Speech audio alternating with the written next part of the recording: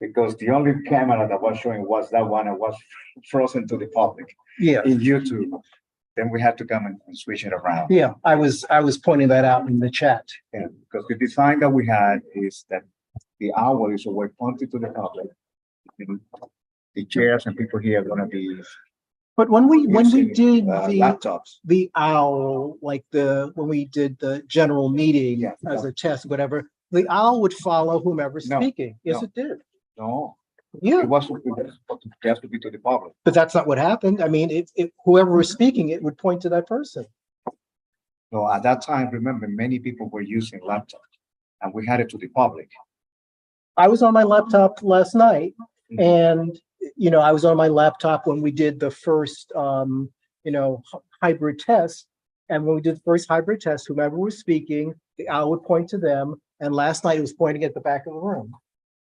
And the people were here speaking. A certain point was like that, and then I have to change it. When I was leaving, I noticed that in YouTube, that the only camera that was showing was the owl pointing Right. there. Right. And I switched it around. Yeah. I mean, at some point, I was shifted last night to be a panelist. When I was shifted to become a panelist, then I could see the room and I could see everyone who was logged in. But when I was just logged in, like, a regular resident, yeah. all I was seeing was what the owl show was Because back of the here in the room. room, we were watching everyone Yeah. on the screen. Like that picture of you there with the background of the community board closed. So who's controlling that? Paola, Oh, okay. you want me to bring the light? I have a nice light to put in your face. Well, sure. But I don't see it on my screen either. This meeting's being live streamed. So is it over there? Yeah, it's over there. It's on that laptop. Man, it's so backwards. Don't worry, but it's not gonna be full and you're gonna We be gone. practice by ourselves and still have the same issue, so any input will be good. But we can't just meet the audience. No, I need the effort that CB puts in. You need to figure it out, but we probably need to figure out when we're not about to start a meeting. Because the same thing happened yesterday. I think if you mute me here, they can't hear me. And if you mute that, then it doesn't pick up something. So there's gotta be a way to do it so we don't get the echo, but you don't say nada. Lower the volume on that so we literally don't hear it. But then we don't hear the public, that's the thing, right? You know? And then also they're probably still hearing the echo. Well, the whole, if your laptop had speakers of like what the outside world is like saying, then we could turn this one. Yeah, but this is not my laptop. Then again, Yeah. But I mean, it's the setup, and my point is there has to be a way to do this so you don't get the echo. And someone who understands the interaction of the tech better than I would need to do that, but they also would do it when we're running a test, not 8 minutes before we're about to start. I mean, yeah. We ran one yesterday and we ran one this afternoon. We ran while on hiatus 4 or 5 Yeah, we're times, sitting on that. and we have not been able to fix it. And we don't get those echoes when we're doing it because everything's spread out. You gotta understand that right now, this laptop is the only reason this is working. Okay. So this speaker and this microphone, if muted off, is the same thing as turning this off. So these two things together are gonna give each other feedback. There's no way of disconnecting that. When you say everything is spread out, it works. When you spread out, how far? Far. Yeah. Hours over here, the laptop isn't, Has to be. these two things can be disclosed, and they are, because there's no other way to set it up. And there is no. This camera has to show everybody. So We could put it there and see if it does less. And is there a way to disconnect? are you Tracy? I am Tracy. How are you? So there's a sign-in sheet. Actually, yeah, there's a physical sign-in sheet, believe it or not. Okay. Let's start recording. Inside. Hello. Sure. Well, hello.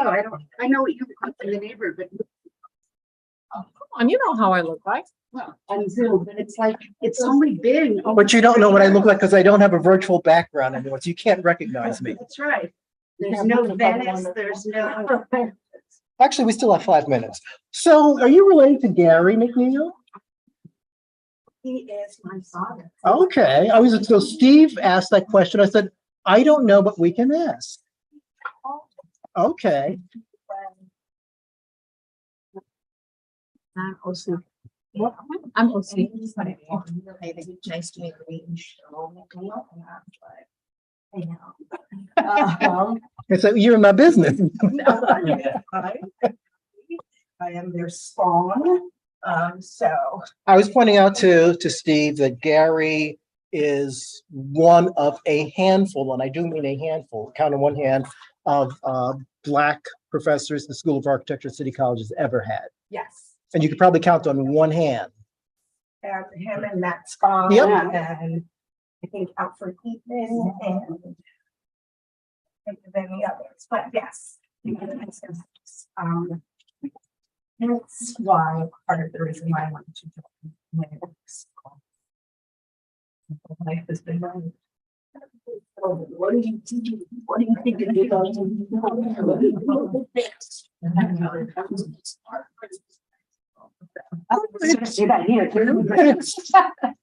Good to have that, that background.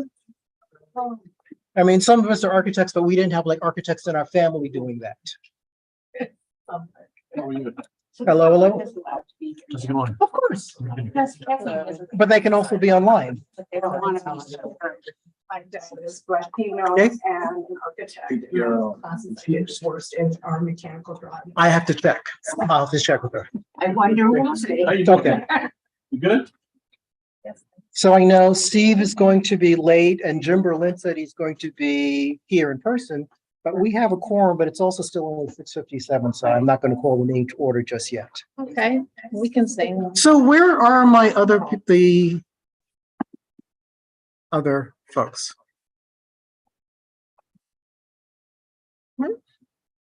We have a presenter Oh, who I think is going to do online, so I don't see them, but maybe because they haven't logged in yet.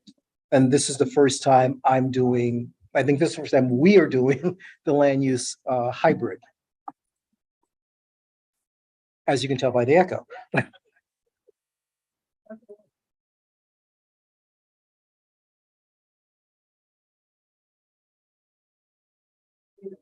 Yeah.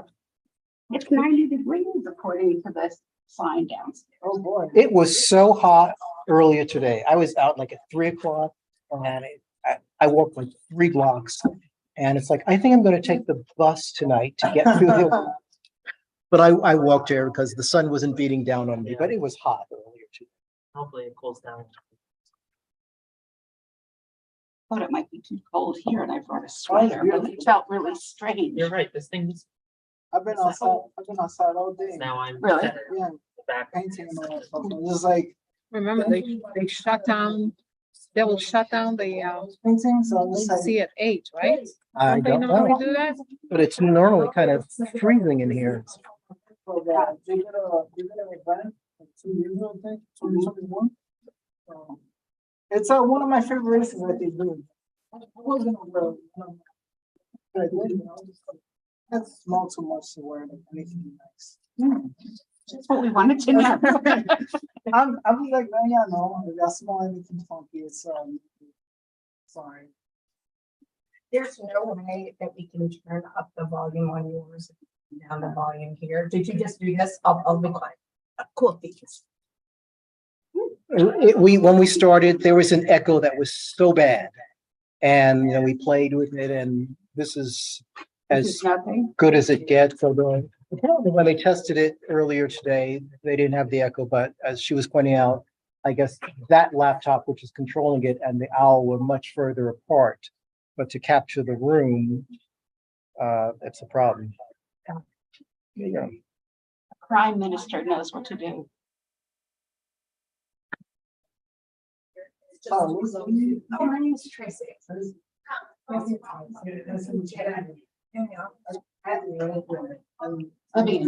then what's your name? Heidi? Daniel. How are you?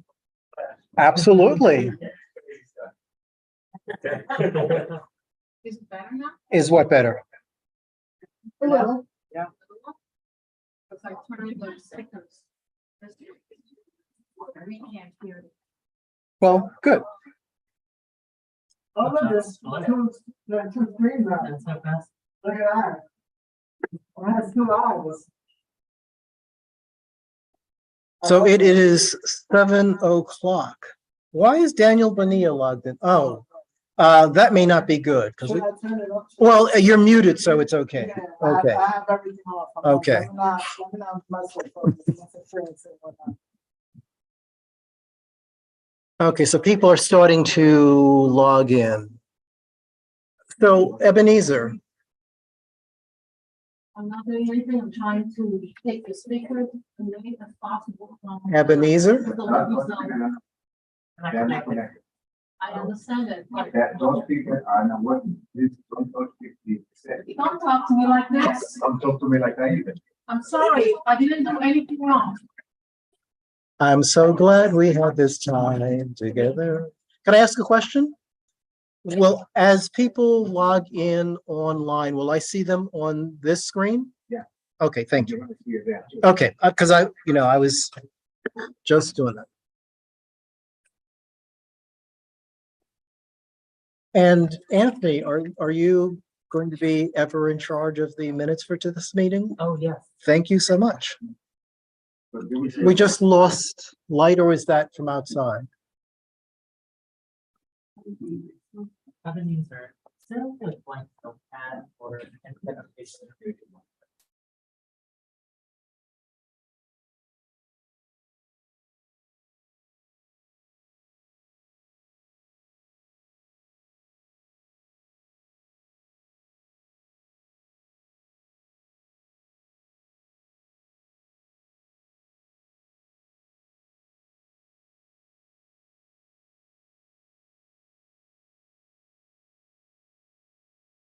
Oh, because I voted against these things. So, no, that's not true. But it is 7:02. We have a quorum of the committee members, so while we wait for other stuff to be pulled together, I'd like to call the meeting to order so we can begin. My name is Wayne Benjamin. I'm the chair of Land Use, and this is the first time the Land Use Committee is holding a meeting hybrid, so bear with us. There may be some echoes. We're trying to work that out. I'd like to have my fellow committee members introduce themselves, but before we get into introductions, I just want to say that we are happy to have 2 new committee members, and that would be Heidi Guzman and Tracy McNeil. And when we go around, they can tell you a bit about themselves. So starting at my far right, we'll begin with Heidi. Hi, everyone. I'm Heidi Guzman. I just joined the community board in June. My day job is that I'm an attorney for the city. I work for the Civilian Complaint Review Board, where I investigate police misconduct, specifically around profiling. I wanted to join land use because I think it's really interesting and I think it touches on a lot of different areas. And I'm excited to see what we do. Thank you, Heidi. Hi, I'm Osi Kaminer. And I'm a land use member for a number of years. And I'm also a member of Health and Environment Committee, actually assistant chair now. Vivian Ducat. I was on the full board a long time ago, but I've been the public member of land use for probably more than 15 years. And I live in Southern Washington Heights, and I said that before. I'm Daniel Bonilla. See me here. I am Daniel Bonilla. I'm also on the Parks and Cultural Affairs Committee. I've been on the board for about 3 to 4 years, probably. Welcome, everyone. Hi, I'm Tracy McNeil. I'm also from Southern Washington Heights. My day job is I work for legal aid as a juvenile rights attorney. I represent abused and neglected children. Sorry, I keep looking over here. The mic is over there. that's okay. Yeah. And I'm new to the community board. It's very excited about being on land use because there's a whole big chunk of land not being used by my house that I'm very interested in. And I'm excited to join the land use committee. Thank you, Tracy. Hi, everyone. My name is Anthony Viola. I have been on community board now for about 7 to 8 months. I started on land use. I'm also on the licensing committee. My day job, I am an attorney for the Department of Financial Services, so I do regulation over financial services companies. And I live in Southern Washington State. Oops, Southern Washington. Mr. Berlin. Foot is not behaving, it's behaving this morning, maybe I overdid it. What was that? Anyway, I've been on the board longer than any of you. And your name is? You're already. Introduce yourself. My name. My name is Jim Berlin. My real name is James, but I don't like it. I've been on this board a long time, which implies that I think what we do here is worthwhile. You know, I'm a parliamentarian, that's something that. Produced in email. So he can get one. I'm so happy to be here. So happy to see all of you. Thank you. Before we get into the agenda, I just want to make an announcement for the committee. Earlier this year, the Land Use Committee passed and the Community Board adopted a resolution supporting the City of Yes for, I think sustainability or some, whatever that was named. And it was pointed out to us that there are a number of other City of Yes amendments coming out. So on September 12th, there is an informational session for, I think, a City of Yes for economic development or something of that nature. I will forward the link to you, but this is a heads up that there will be something else coming our way formally. And I guess the September 12th info session is a sort of a kickoff to provide an overview of what that is. Getting into the agenda, the first item deals with some HDC outreach. I think in June, HDC being the Historic Districts Council met with us and we were discussing ways to advance historic preservation interest in Washington Heights and Inwood. And one of the things that was discussed was, outreach on the part of HDC working with the community board. So what HDC has done is put together what is currently called an Upper Manhattan Landmark Survey. It's going to be renamed to a Washington Heights and Inwood Landmark Survey that seeks residents to provide their input on what they think should be recognized and preserved and why. It's, only, 9 questions. It is in English and in Spanish. I shared this with the Land Use Committee maybe a week, 10 days ago. And one of the suggestions was, in fact, changing the title from an Upper Manhattan Landmark Survey to more specifically focus on Washington Heights and Inwood. And the next step in the process is, of course, circulating that. And I think the way to do that initially would be to have the community board e-blast it to all of the people and organizations that are on our list. And HDC will then, follow up with more targeted outreach. But the question for the committee is, are there any other suggestions on how we might, get the word out that there's this survey that we want to get, a broad range of community input?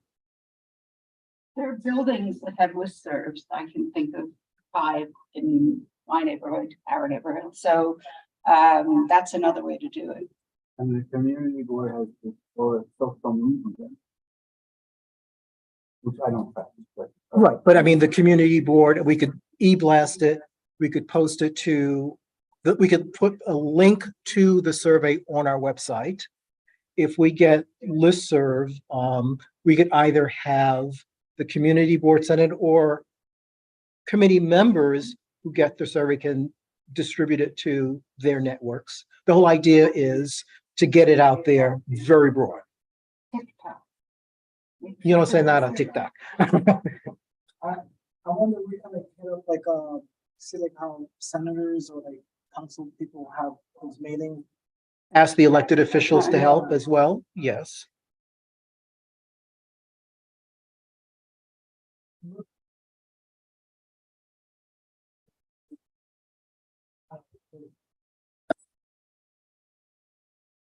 We have the extra. I don't have an extra copy, but I have a copy. I wonder if we could also. If you can suggest like if they put the management of whatever building, would that help? But we're not looking for input from management. We're looking for input from the actual residents of the community. Okay. Oh, this is a question. Maybe schools also. Thank you. You're welcome. Really consider like. I would think that the schools are part of our listserv. Not necessarily, but maybe.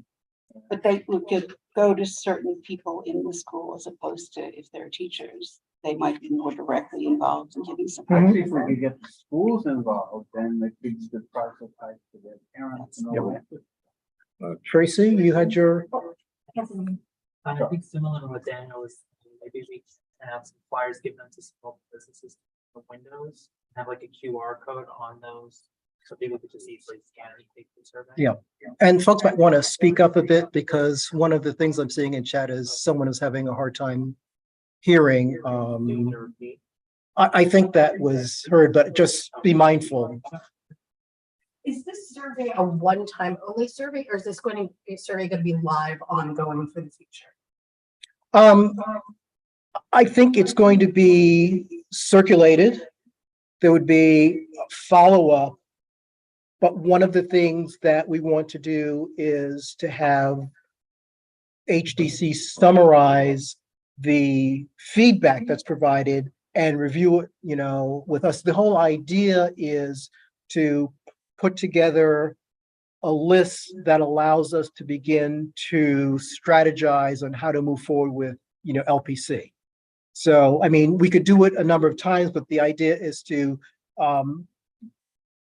get input beyond the committee. I mean, we've, over the years, had lots of discussions about potential historic districts or landmark buildings. We've had some presentations made by community residents that have identified buildings they're interested in. And it's kind of building on that so that we have a list of buildings and places that are, coming broadly from the community, not necessarily just from HDC as an advocate, and working with us so we can then say to landmarks, these are the priorities that we want, to work with. Because one of the reasons we're doing this is not just Washington Heights and Inwood, but Upper Manhattan in general is so underrepresented when it comes to landmark designations, those buildings and districts.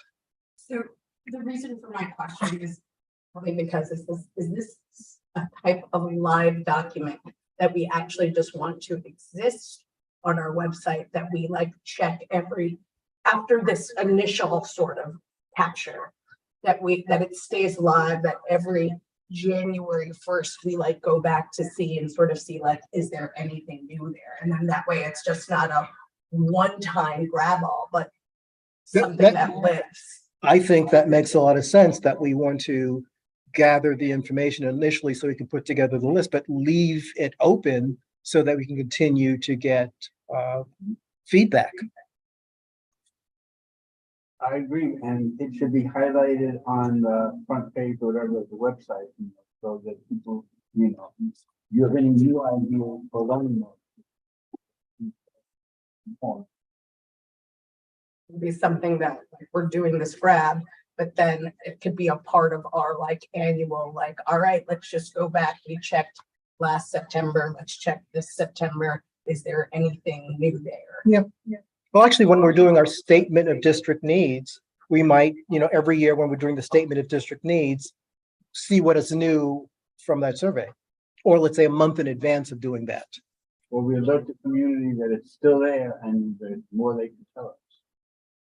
Is it just us or is CB9 doing it also, speaking of Upper Manhattan? This is Washington Heights and Inwood, so this is CB12. Right. There's nothing that, and that's one of the things that HCC wants to do. They want to, use this as an example to work with other community boards to do sort of neighborhood-specific surveys. So, and you can go to East Harlem and ask the people who live there, where I used to live, what do you think is important and why?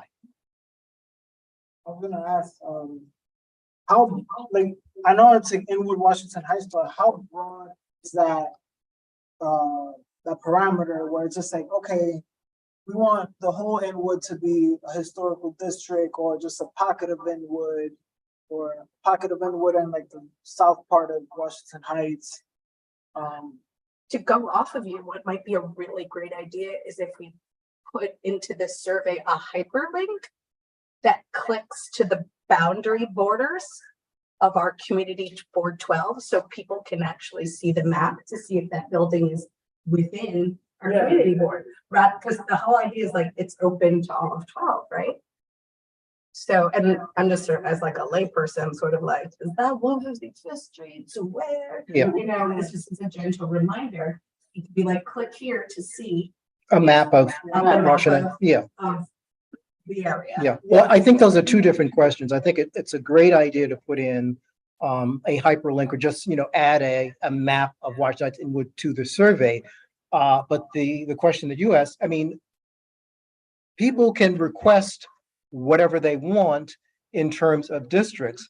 But as you go through the survey, they're asking you what's the significance. So they were trying to tease out, what is the importance, what's the significance, and have people explain that in their own terms. So just say, well, we want everything to be, doesn't really give you enough information to go with. And if you're trying to make an argument to the Landmarks Preservation Commission and you just say, well, we want it, that's really not knowing LPC, that's not going to fly. If you're talking about, this is a large area within which there is a certain concentration of, architectural styles or something historically happened there. So you have to flesh out more why you're saying, that. I mean, there are the Upper West Side, Greenwich Village, there are rather large districts, but there is an argument made for why.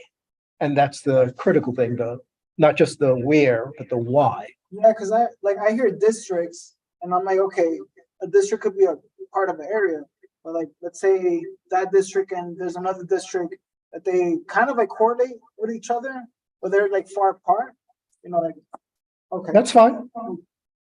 Okay, that's interesting, that's cool. Oh, what about a low-tech survey that is not just, scan a code and go to, for people that don't use smartphone or whatever reason don't want to use the phone to do this? Well, this is low tech. It's basically just fill in the form.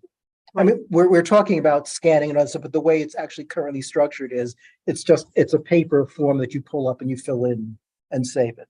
So where is the actual paper will be to pull out from where? Well, I To guess the you could, office to do it? well, no, there will be a link in the e-blast and you could either fill it out online or if you want to, just like, for this meeting, I printed it out. You could print out the survey, but in some way you're going to be able to submit it. Can I rephrase your question? Your question is can somebody get a piece of paper? My answer is no. They have to go to their public library, right? Well, I believe that's unfair to. No, I'm many just people. sort of saying is where we're at now. I'm not saying that's the right answer. Computer science, so this is, but there are many people my age who, like even in my complex, there's some people who have no internet, and when we're gonna turn off the water if necessary, they get a note under their door, the whole family. So we have to accommodate them all. We can certainly add a mailing address for folks who want to print the form, fill it out and mail it. No. They have to be able to get a paper form that they can scribble on. Well, then they're going to have to still have a mailing, they're going to have to request it. There's Fine. some way for them to do Well, that. and so you could have that address and say, please request the form here if you would like it paper copy or papyrus. Stone. Yeah, well, I mean, it might make more sense, I mean, if for folks to have a phone number where they can call and say, can you send this Also. to me? Yeah. But I mean, there's certainly something that, that can be done, but what's interesting is there's so many people walking around with smartphones that don't have trouble using smartphones for a whole range of things, so I'm just kind of curious as to the extent to which folks would have difficulty going to that link. I hear you. One of the issues that I think if people do want to mail it in, they're also going to have to get a hardcore photo, right? And print out the photo, because that's one of the requirements here. They're also, right, and they're also going to have to get a historic photo of the building. So I think you're absolutely right. There needs to be a method, but all of those steps, I'm just going to say, don't actually, I mean, it's a tall order. I'm just even trying to figure out where I go to print out photos these days, so. Or a phone survey, Who's gonna answer those calls? automatic, like kind of. So Vivian, I think we should get the public libraries involved and maybe do an evening in each of them to present this there, and that also argues that you could use the public library with a, reference librarian to actually find the picture. And then the library could also collect the surveys. Heidi, Jim. I did just want to note that I think the photo is not actually a required question based off the Google form, because the required questions have a red asterisk, so they can skip the photo. Right. And I think the public library is a good idea, because I was trying to think, okay, we could put a line and say paper form available upon request, but that would require they still have access to the link. Right. So I support that. I think that's like a good way to engage the community that might not have access to a smartphone. Public libraries and maybe some community-based organizations. Jim? That's very good to hear. Obviously, people created the form, thought of exactly what we were thinking. That's nice, other people think too. So, but I think that's again, a whole accessibility thing. Just because you can't get a photo on it, that didn't give us an excuse to ignore your idea. Yeah. And, And it's, and again, you don't have to have the photos. if you have it, fine. If you don't, Right. Send in a. okay. So, I mean, these are good suggestions to add to, and I don't know if anyone from HDC is with us. It wasn't clear if they're going to be. I will certainly share this with them, but also the key thing is the role that community board staff, Ebenezer, would play in making sure that when we finalize the document, it gets sent out and there's a link to the website, and identify our libraries and some others that can partner so that folks want to get hard copies, they're available there. So I think that this is a good team building exercise. Can we post things up on the post office? Is that like a thing? I don't know if that would be helpful. My experience is I want to get out of the post office as quickly as possible. I was thinking, there's always like people in there, that's the thing. Yeah, Like, I don't know. Someone would need to check to see what's the, not the most wanted, but what's the procedure. have a bright sign or something like that. You're building historical, like Yeah. scan this QR code. Yeah. We can certainly explore that. I would think that some of the community-based organizations, the community leagues of the Heights and the Wittix or whatever that touch people might be better partners for something, like this. Okay. And for that matter, the notion of schools, that's another place where people are touched. And businesses. Yeah. Like some of the restaurants. And what we do, the Uptown Art Stroll, there's a range of partners for different things. So this might be, as you're having your margarita, would you like to get a form? Point out something to you, advertise for the hosting of the living studio in case you see something there. Is that a hand, right? Somebody has a question. Where? Darwin? No, I think that's the mouse. Then maybe, I'm sure someone needs to put this there. so I don't know. Yeah, I've never seen. Meanwhile, I have, Oh, that is a mouse, actually. Oh, boy. do we have any committee members who are attending remotely or not? Steve Simon is going to be remote, but he's going to be late because he has to present something at CB9. Right, but the point is, if he's gonna be remote, he has to tell us which of that laundry list of excuses he uses to be remote, otherwise he won't be able to vote. We need a text about it, but he actually told me that he told Wayne the same thing. Well, you know, that's It's nice if we have one consistent set of rules. right. It's something to discuss, you know, because this has come up before where, you know, folks have work conflicts. And so that list of things, I don't know if it covers work conflicts. But, you know, clearly, as he pointed out, he has to, in his job, his day job, he has to do a presentation tonight at CB9, which is why he's going to be late for this meeting and would participate remotely. And if that means that he can't vote based upon the way it's structured, then, you know, he can't vote. But there's nothing we can do about that. Right, it's just that if we have a vote, he doesn't meet one of those Yeah. criteria, and work conflict is not one of them. Fine. Fortunately, we have a quorum, and the only one who is missing at this juncture is Mr. Simon. The horror. The horror. So I'm going to say that. Sure. If we can have at the September 15th magical stroll, isn't there like a food thing? On Latin night. The Latin night. Or like So, midnight, okay, whatever. sometime in September, there is a food night happening. We're doing projection in our QR code for our survey to be prominently displayed there. Who's going to put together that QR code? Okay, second. Okay. We can do it right now.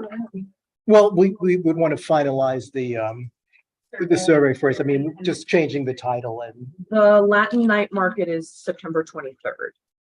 That was 22nd, the second. 22nd. Yeah. Sorry, On a Friday, 2023. right? Yeah, Right. it's the 22nd. Okay. Okay. Is there a Spanish version presumably? Yes, and I've shared it with everyone at this table. Do we sell the hand frames? No. No, that was the mouse. That was the mouse. So if somebody put something on a chat, You know, okay. I could check. the chat. Okay. So. Yeah, that's because there's like cross chatter as well. So I want to move to the third item on the agenda. And that is the Fort Washington Armory roof replacement. And we should have a couple of presenters for that. Hi, how are you? It's Anna Killian. Hi, Hey, Anna, hi. how are you? I'm doing okay, thank you. I hope you and your members are well. We We're appreciate doing fine. Awesome. I just wanted to thank you for allowing us to present tonight. I'll introduce myself for all your other members. I'm Anna Killian. I work with the New York City Department of Design and Construction, Office of Communication, Outreach and Notification. I do have a colleague on the call, which is Daria Pizzetta. She's the principal from H3, who will talk through the presentation for the Fort Washington Armory roof replacement. That is Now, H3, is that what used to be Hardy Holzman Pfeiffer? Daria? Is she able to speak? Daria, does she have presenter right permission? She should be able to.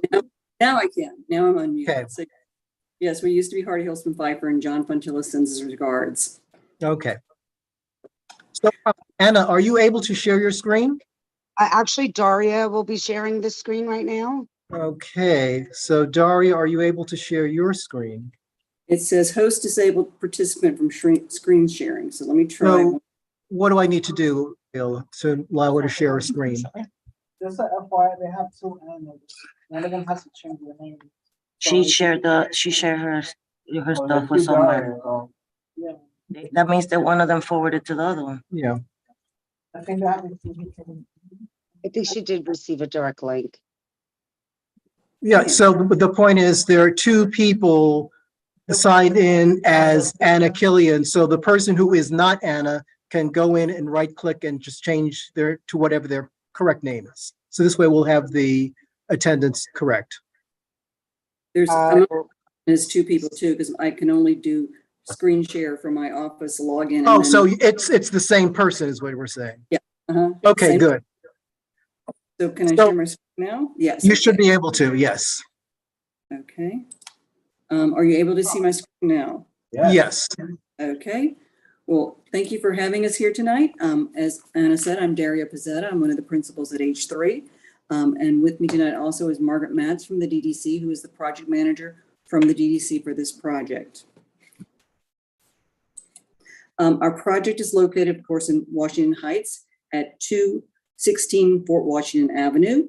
The adjoining streets are 168 and 169th Street, and the adjoining neighbor is the New York Presbyterian Hospital Complex, and this is just an overview of your neighborhood. Our scope of work is the replacement of the roof at the Fort Washington Armory. We are going to rebuild the east parapet.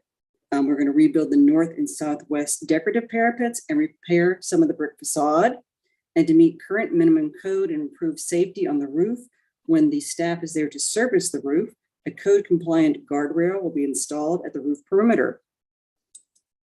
There are some limited interior renovations also that will occur to repair damaged plaster, walls, and ceilings that have been actually received water damage because of the leaking roof. These images that you see are from the building's exterior on the west and south facades.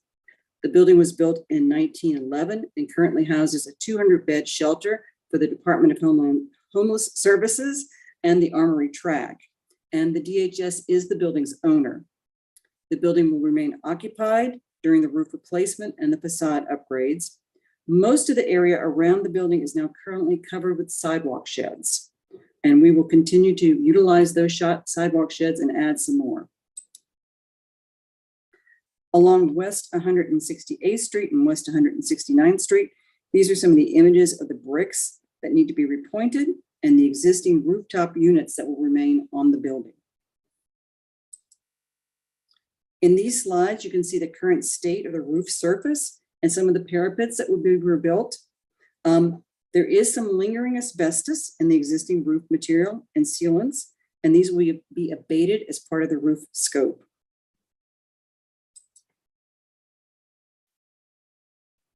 There is a great deal of rooftop air conditioning units, and these units that are on the east roof, which is here, will remain during the re-roofing. They are on high dunnage, and these two larger units that are over on the west roof, they will actually be removed and reinstalled to facilitate the roof installation. Our dunnage on this side is a little bit too short to actually get a human being underneath it to re-roof it, so we're going to be lifting that during the course of the work.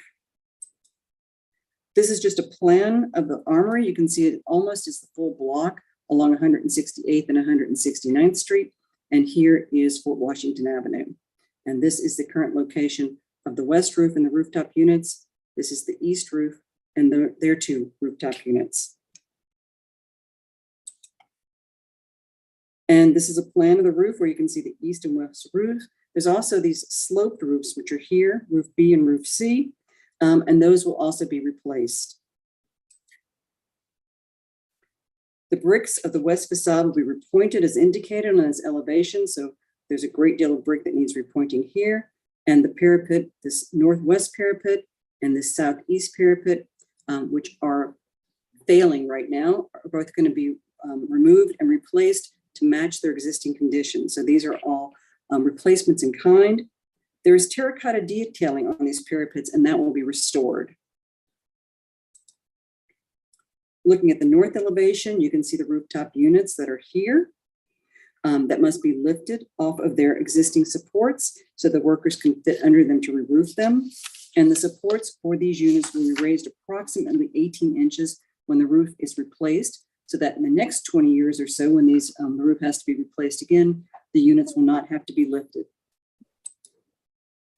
In this axonometric drawing, you can see the extent of the roof. It's a really big roof surface. The rooftop equipment, which is located here, and also the new guardrail, which runs around the entire building here.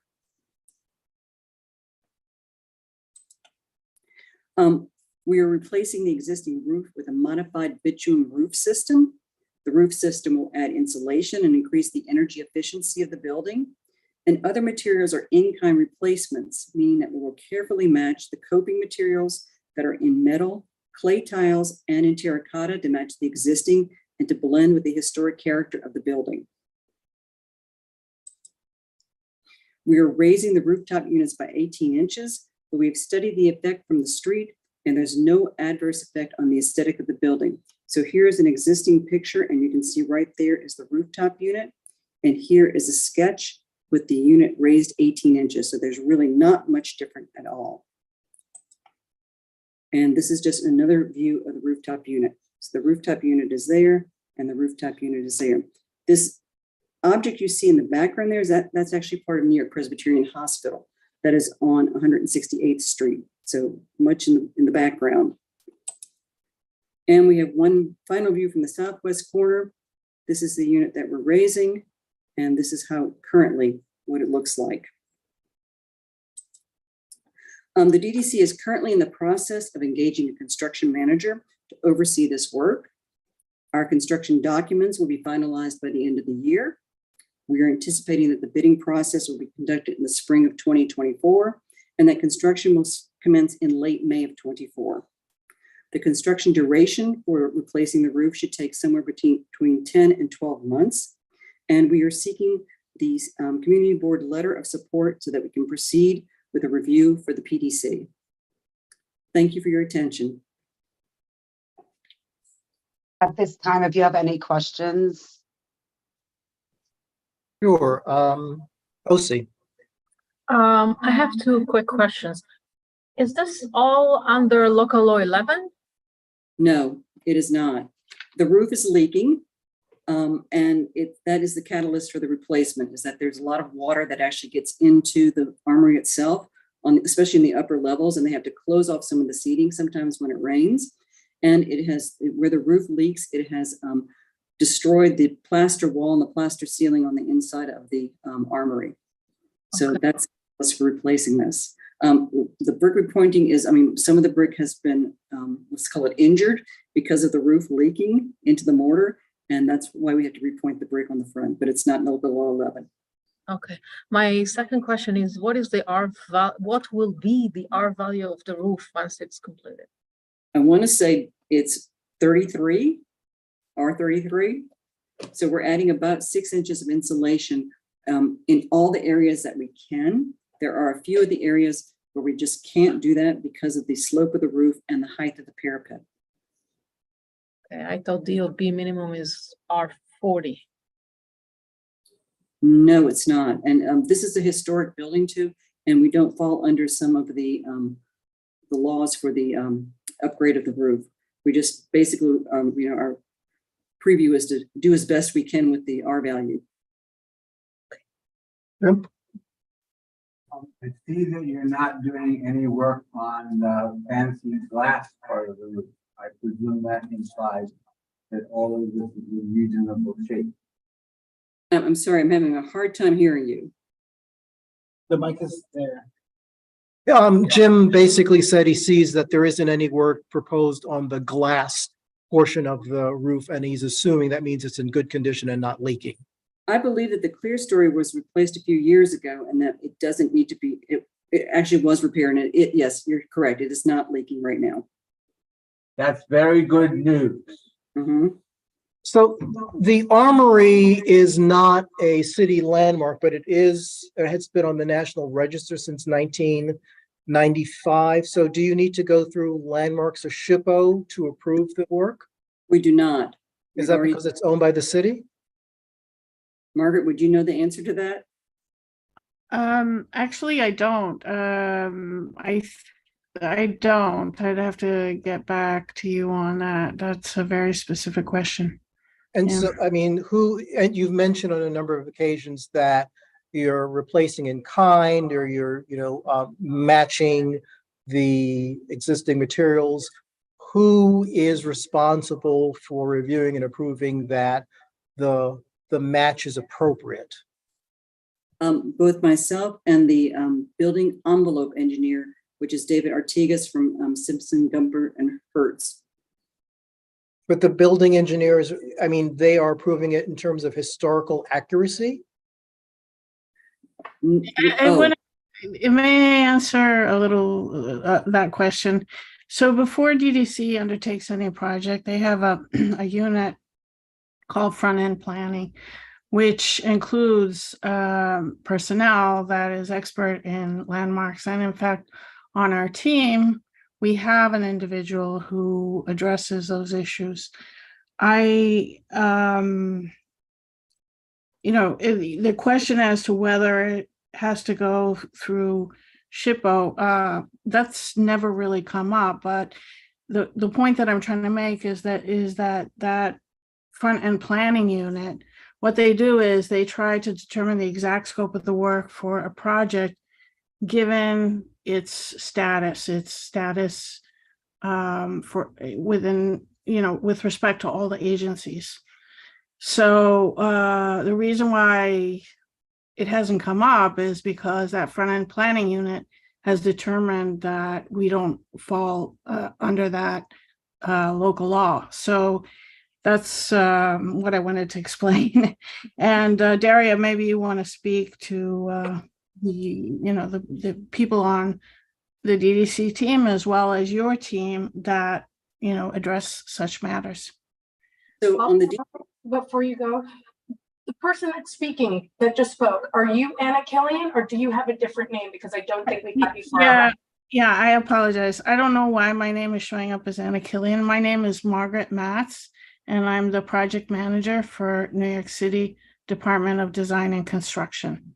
Thank you. For the design, specifically for the design, because once the project goes into construction, there will be another person whose title is construction manager. My title is design project manager. So Margaret, not Anna. I think there's an option to right click and it says rename, and you could just change Anna Killian to. I have to go to participants, right, to do that, I think.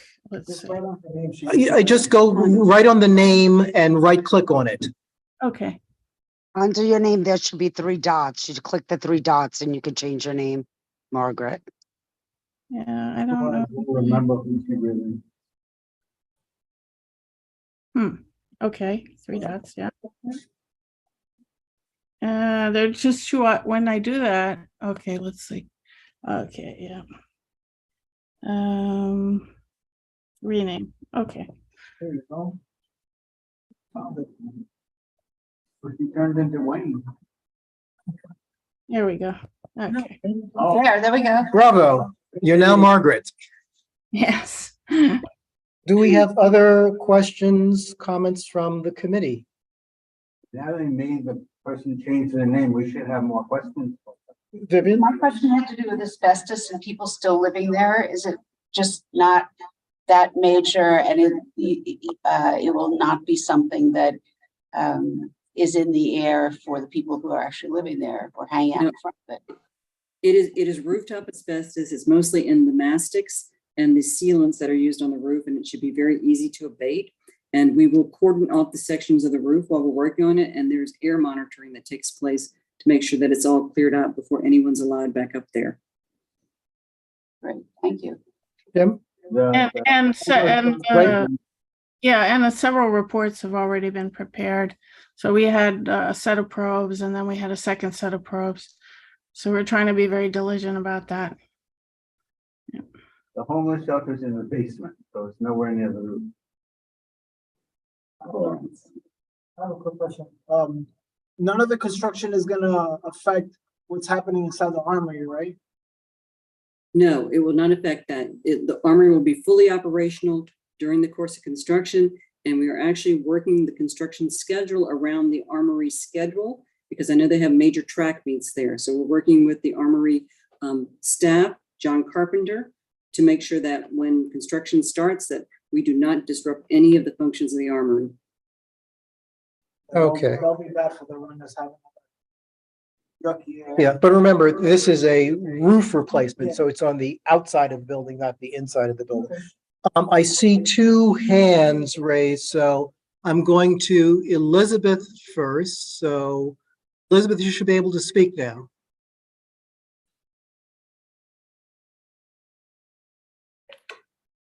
Elizabeth? You gotta turn on. Yeah, you have to unmute yourself.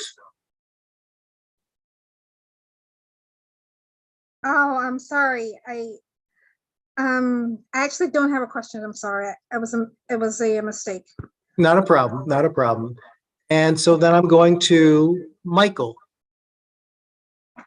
Hi, can you hear me? Yes. Okay. I didn't quite catch what they said about 1995 and the building being historical. Because I was sort of wondering about it was approximately 20 years ago, give or take a couple of years, when they put a hole in the 169th Street side of the building to make a separate entrance for the part of the building that's used by the PAL program, the Police Athletic League. So again, that was about 20 years ago. Do you know what, if any, clearances they would have needed to do something like that in this building? I don't know. That will be a good question for our DDC presenters to respond to. But the 1995 reference, the building was listed on the National Register of Historic Places in 1995. So that was the reference to 1995. Okay, so it was the hole in the building and the separate entrance was done after that, probably around 10 years after that. Would they have had to go through any approvals to do something like that? That is a question for DDC to respond to. Yeah, I'm sure that they would have had to go through some review, certainly by DOB and probably many other agencies, I'm guessing. 20 years ago is a significant time frame, but 20 years ago, DOB was still very present, and landmarks as well. So yeah. I guess that goes back to my original question about the requirement for SHPO. And, typically if a building is a city landmark, then if you're going to make any change that impacts the exterior, then LPC needs to approve it. If it's National Register, then SHPO would need to address it, but in many cases, SHPO defers to the local agency, which would be LPC. I think the wrinkle is if it's a city-owned building, then in some cases, the city may not have to get those approvals. So if someone could get back to us with clarification on whether this building is subject to review by SHPO, or since it is city-owned, that review is not required, it would be useful. And we'd like to get that in time to have clarity in the minutes. Thank you. Is there anything further?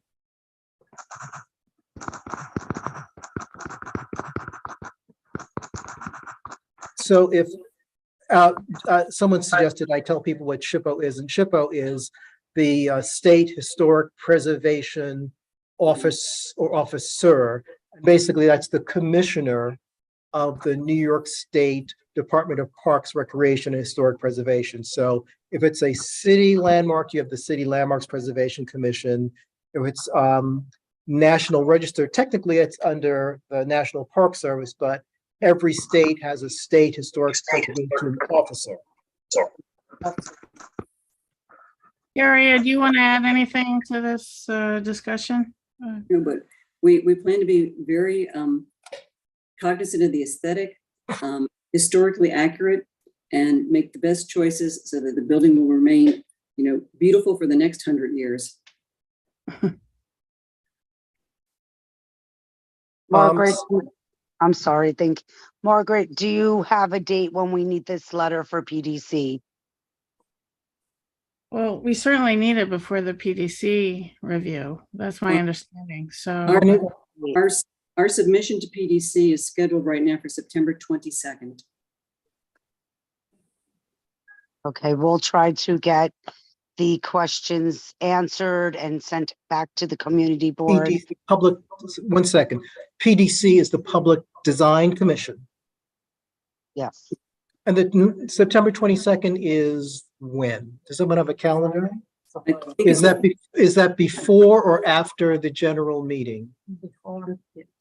So the way this works is and I think I explained this by email, the committee would pass a resolution, but the full board would need to adopt that. And our general meeting is always the 4th Tuesday of the month, except in December when things go a little balahooey. So I think September 22nd is before our general meeting in September.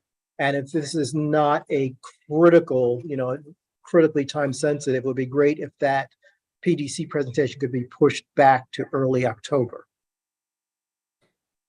You submit on the 22nd and the review is actually October the 16th. Okay.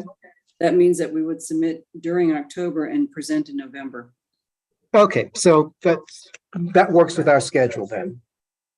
We do have to pass the resolution. Right, but the point is, they're not going to be reviewing it before the general meeting. They're submitting something, but they could always submit a supplementary document. Right, but we could always have the executive committee approve all that. Right, but it doesn't sound like it's that time sensitive, and they're not going to do something until October or November.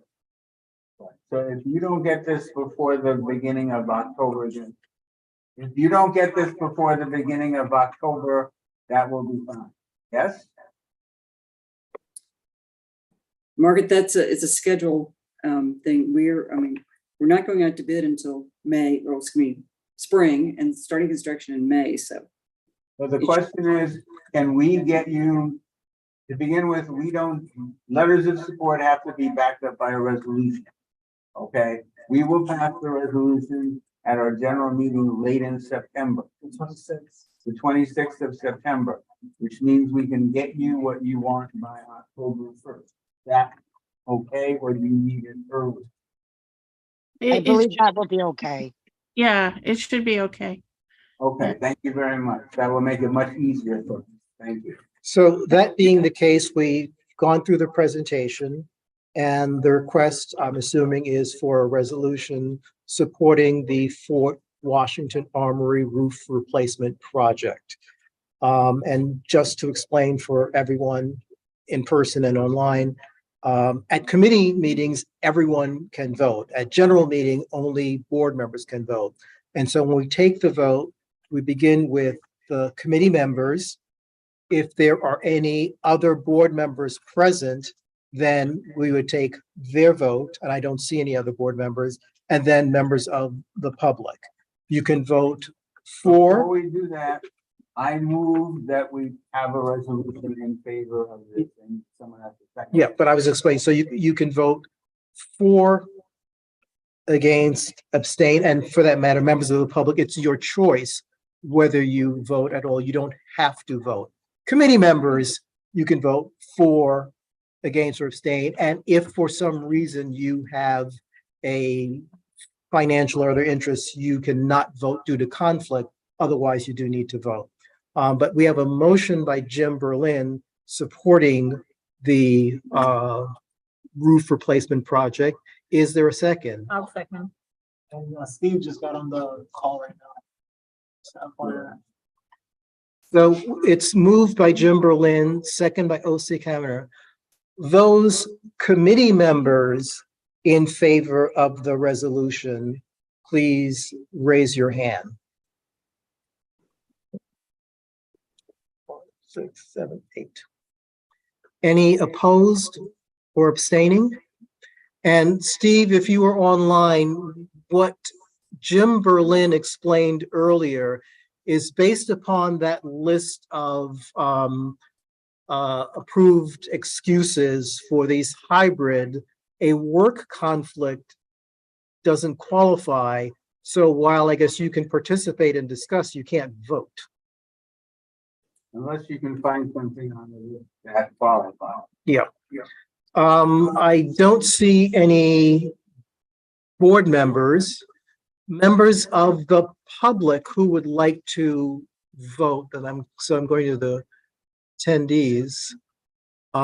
If you would, and Michael, you still have your hand up from before, so you should take that Oh. down. Thank you. So members of the public, if you would like to vote in favor of this resolution, please raise your hand digitally. Yeah. Well, I was doing online first and then. Okay, so, and in person. Opposed online.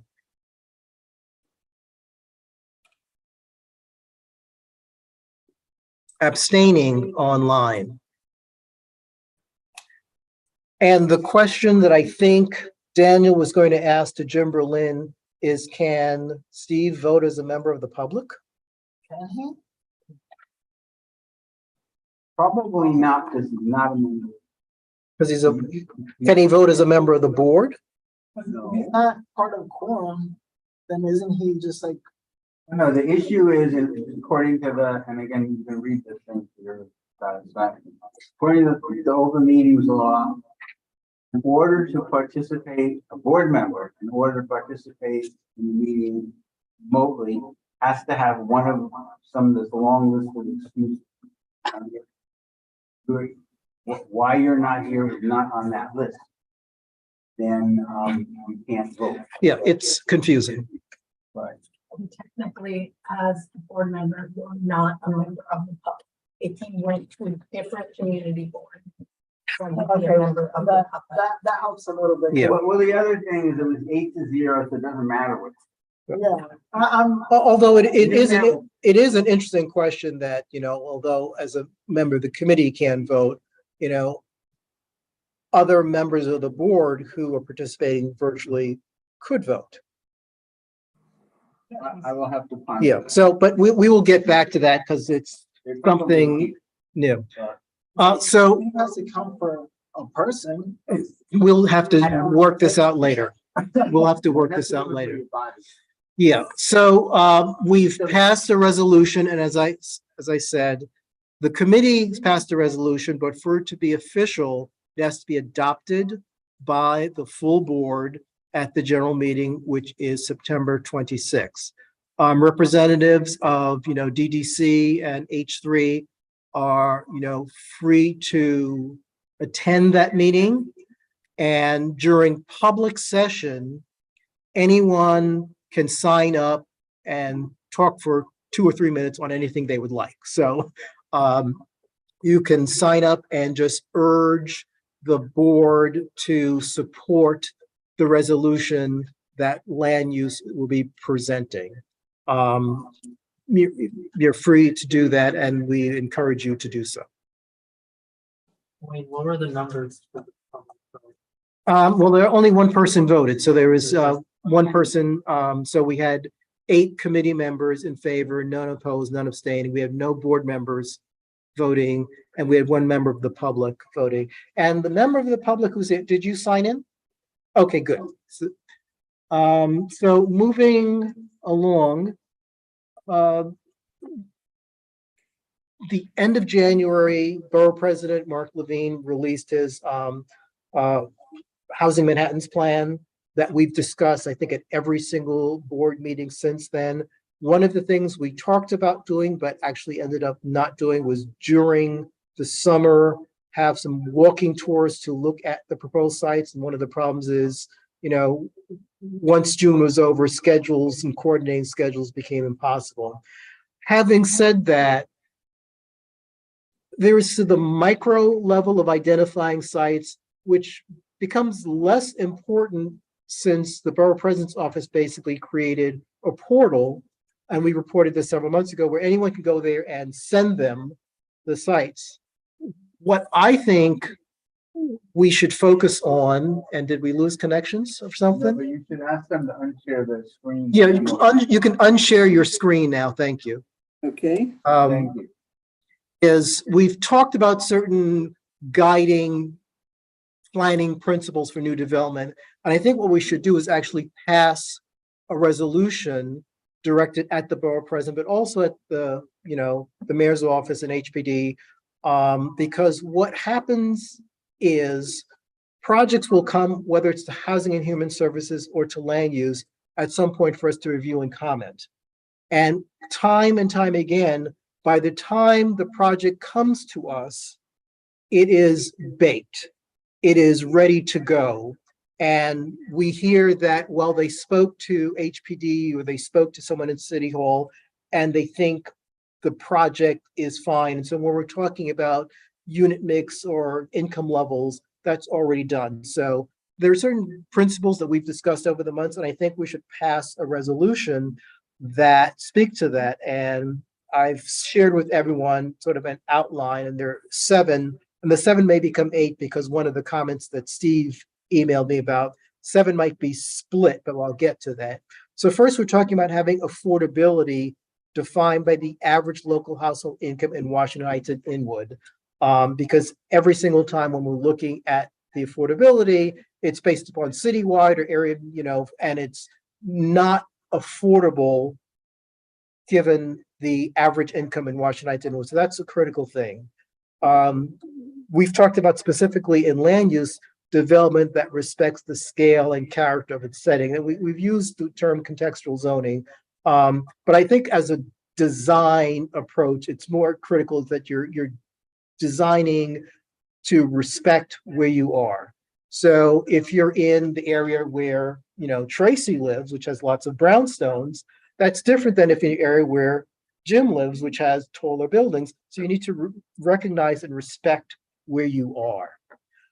We need housing that addresses a range of local housing needs, which is something that we discussed, but also housing and human services. So there's senior housing, there's supportive housing.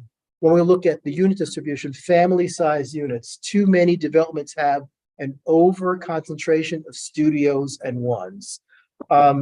Youth aging out of foster care is an issue. So it's like we need to touch base with the community board and community-based organizations and address the range of local housing needs.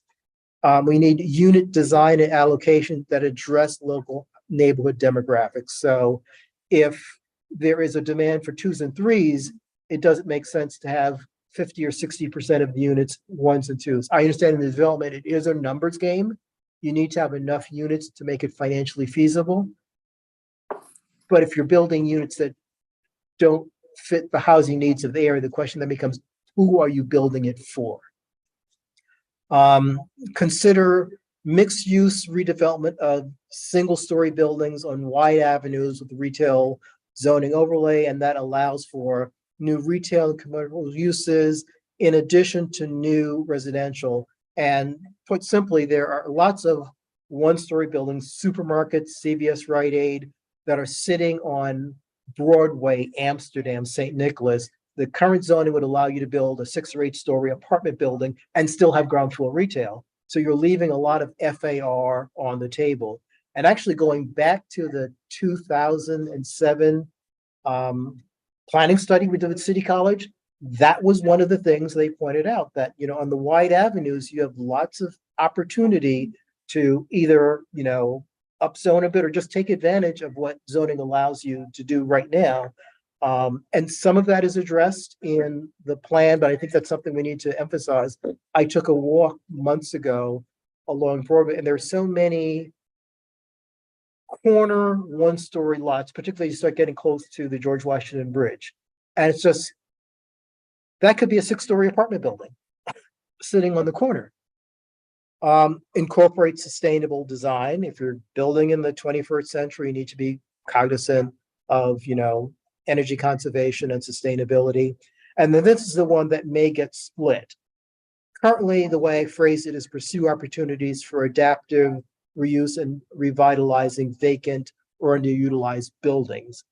And, Steve pointed out, and Steve should still be here, that, we could talk about, or should talk about also prioritizing the development of, or we should add to that prioritizing, vacant lots. And I pointed out that, adaptive reuse implies that there's a building there, that isn't being used and can be used for something other than what is originally designed for. For example, there are schools that have been renovated to housing, and there's discussion of office buildings. So maybe we can add an eighth to that where, we are prioritizing the development of, vacant lots.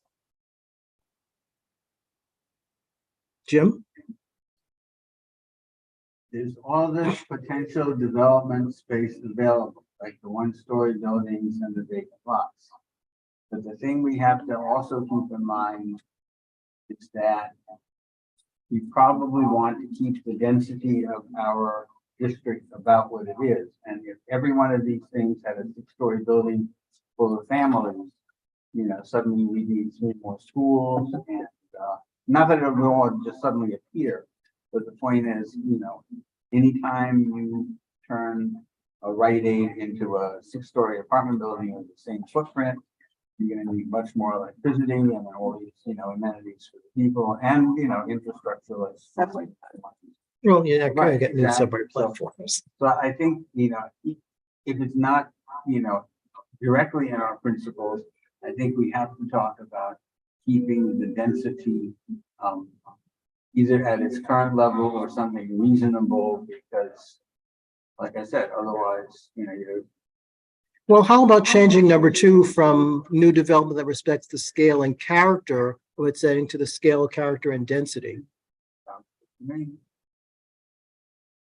Are we getting like 5,000 units? Like wood? No.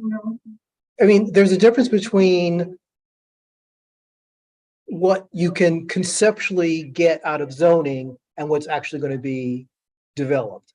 And for example, years ago, when we were talking about the Sherman Creek development, and it was like, well, under this rezoning, you could potentially get X thousand of units of people who are coming like, where's my unit? Just because something is rezoned doesn't mean it's going to be redeveloped. And if it's redeveloped, you don't know when that's going to happen.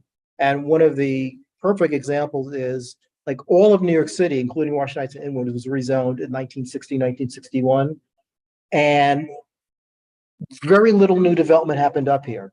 I mean, if you look at some of the buildings along Amsterdam Avenue, like in the lower 150s, I mean, those kind of reflect what the new zoning encourages or allows. But it's not as if all of the buildings from, pre-war, the 1920s, 30s, and 40s were suddenly, demolished and new buildings. And that's one of the things when we said, okay, if we rezone, you can get up to 5,000 units, assuming all of these sites are developed to the maximum that's allowed. But that's an assumption, because what's the market like? What are interest rates like? There's all the stuff that impacts, construction. So it's not clear that we're getting 5,000. In theory, under the rezoning, you could yield 5,000 new units, but we haven't seen anywhere near that in terms of projects being set forth. I kind of say it because of like what he said, like with the density, like say Sherman, so 7, there's like already like 3 buildings being built out over there. Some 5, and there's another building being built out over there.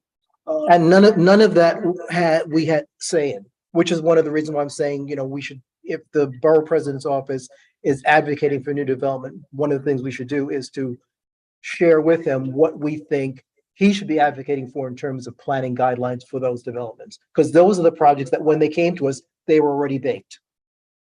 Okay. We said da-da, and it's like, well, too late, And I wonder, my bad, and I wonder if like, let's say like 5 years down the line that all those buildings that were being built now, then a new generation of people coming with like different income brackets, like how is that gonna look for everybody else in the lower brackets?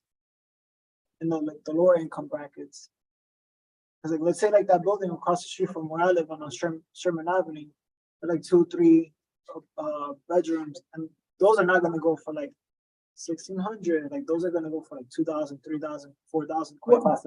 That is one of the reasons we're saying that the first item was affordability should be defined by the average local household income. Those projects are using programs that look at what is the income in either all of New York City or in the New York City metropolitan area, which in some cases includes Westchester or Nassau, Suffolk. So that gives you much higher incomes. And what this is saying is when you're looking at new affordable housing in Washington Heights and Inwood, you need to look at what is the household income in Washington Heights and Inwood. I wanted to object to comparing 1960 with now because New York wasn't as built up, or Manhattan up to this point. So the pressure of developers to want to build now is a lot greater than it would have been in 1960. This was still the back of beyond, I think. And there was no need for development here. There was plenty of room farther to the south of here. But I don't know if that's true because in 1960, urban renewal was still very much in force. And so the idea of simply wiping out blocks of existing housing and building new was really the game at the time. And there are, housing developments, and frankly, there are housing developments that when you look at them now, we're glad they're there. But those housing developments displaced older housing, and that could have easily, happened here. There could have been more Mitchell-Lama developments, and the definition of what is blight. We are far more sensitive now than folks were in the 1960s, and communities of color were very easily, identified as being blighted, or communities that were lower income. So I think it's, but the point is, the point I was trying to make is just because something is rezoned, that's not the same as a development plan. In the old Flower District in the West 20s, I think it took 20 years for the rezoning of that area to yield the apartment and mixed-use buildings that are there now. Nothing happened overnight.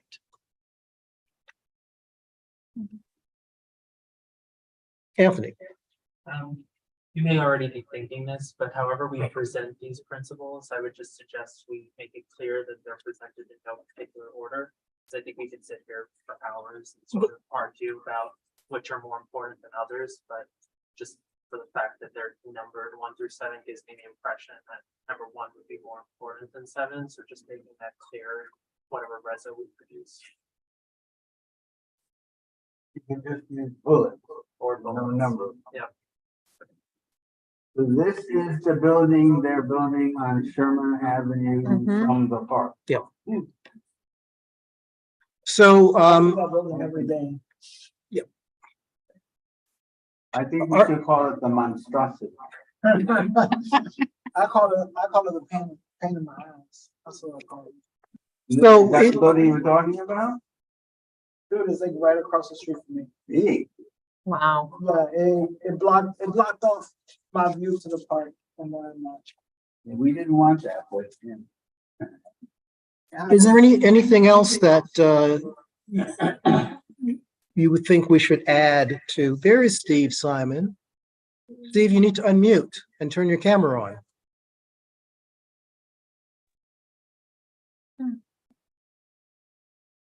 I would, the first point here is basically deals with the definition of AMI and what is it, average median income? Area median income. Area median income. And how I don't remember now, how was it determined that the area would be defined as something that extends into the suburban areas and beyond the city borders? That is either the way, I think it's the way HUD defines the statistical area. But the point is, even given those HUD definitions, if you look at HPD data, city planning data, they also have it broken down by community districts. So I think on an annual basis, there is a study that comes out that breaks down the entire city of New York, And so there is the AMI for the whole city, but then you have for each community district. Yeah, but I'd say when you see any of these new housing developments advertised and you see the rents that are scaled, it's they still seem to base it all on the AMI for the entire region. And That's the point. I mean, HPD or HDC, they have subsidy programs that have maximum income limits, or they have tiers.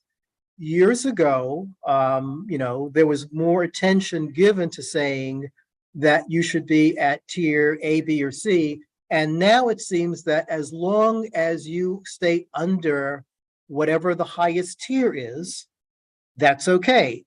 There's so many of the developments, if you look at the affordability, it's targeted at the upper limit of the income tier. And as long as, you have some limit, it's considered affordable. What we are saying is that doesn't make sense if you're talking about what is affordable in East Harlem or Central Harlem or Washington Heights and Inwood. What you should do is look at what is the average, median income in that area and use that to determine what tier should be used in the subsidy program. And many of the subsidy programs, they have like up to 80%, up to 100, 120, 160. And, they'll even state in the ad what that percentage is. And so if it makes sense for it to be 80% AMI is the limit, it should be that as opposed to 120 or 160. so what you're saying is that even if we're using HUD's definition of AMI, which incorporates the wider region, that we still have the flexibility to target to go lower. To go lower. You can't go above, but you can go lower. Yeah.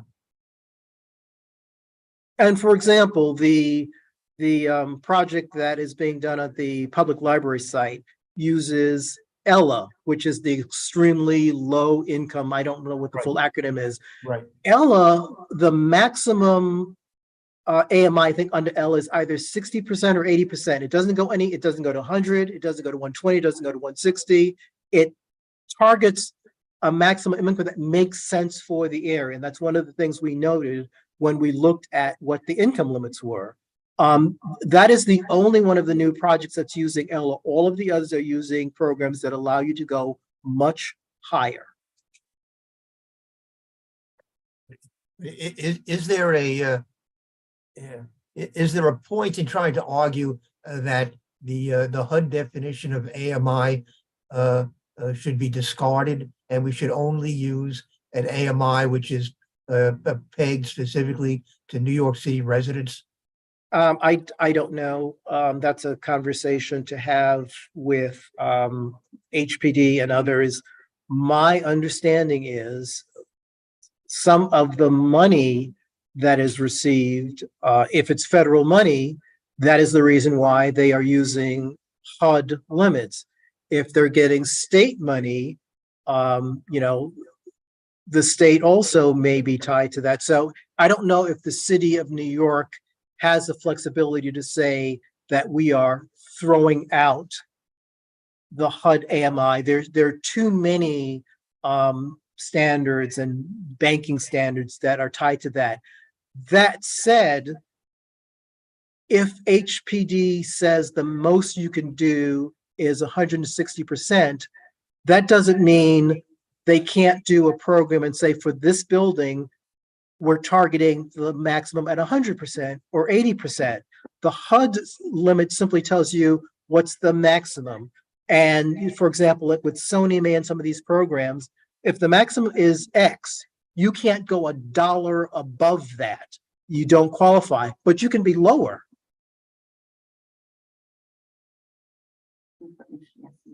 Yeah, I mean, so I think years ago, there might have been like sliding scales. And if you were above, you got less of a subsidy. That hasn't been the case for more than 20 years. If you're $1 over, you're over. But on the other hand, these guiding principles are not to, get into that level of detail. What we're saying is when Mark Levine, Mayor Adams, the folks at HPD, when they're looking at a project, they need to pay attention to what is the AMI in Washington Heights and Inwood, and that is data they have access to. And they have access to it because we have access to it, and we're getting it from their websites.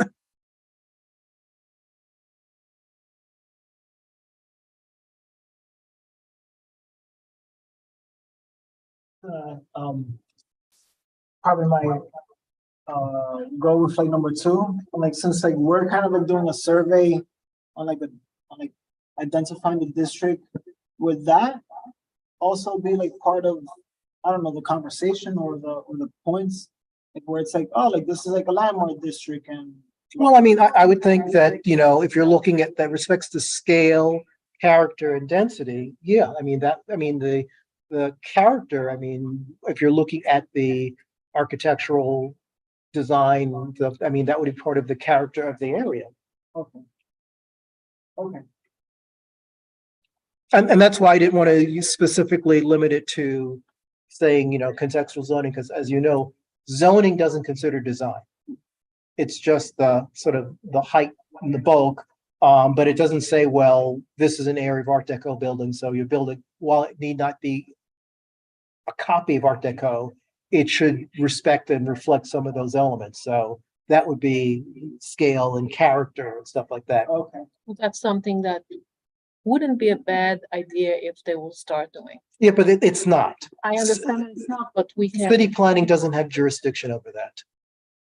Well, Jim? As an extreme example, someone wanted to, that hill on 187th Street that goes up to St. Elizabeth's from Broadway? Yeah. Someone wanted to build a building there, sort of where those low houses are in that parking lot on the north side of the street. Yeah. It's something like 8 stories high, and it was gonna be purple.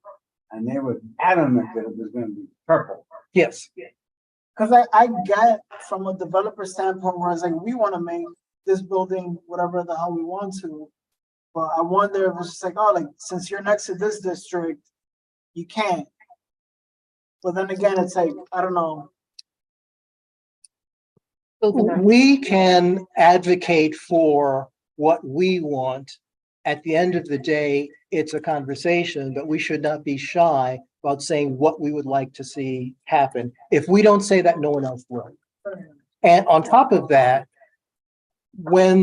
if it's a city-owned site, the public has a lot more say. If it's not a city-owned site, but they're putting in city subsidy dollars, their tax abatements, you're still at the table and you can still say, how about this, how about that, And, in many cases, what's coming to the table seems to be guided or blessed by someone in city government. The development that's being done by, I forget the developer, what was originally presented to Housing and Human Services was half the size. And that was a project they thought was doable. They spoke to city government, and this was still under de Blasio, and I guess they were encouraged to maximize it under, I guess, the rezoning, which was not yet passed.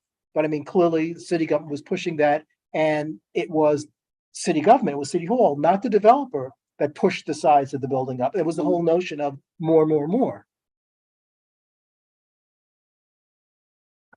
But contextual is also in the, in whose eyes? Do you remember how the architect for the public library building in Inwood was arguing, that he was picking up on the deco details of the area? Look, nothing, it's not deco. So it's a question of who says that. Yeah, so we could go through that, but the point is we're saying that we want the scale, character, and density to be respected.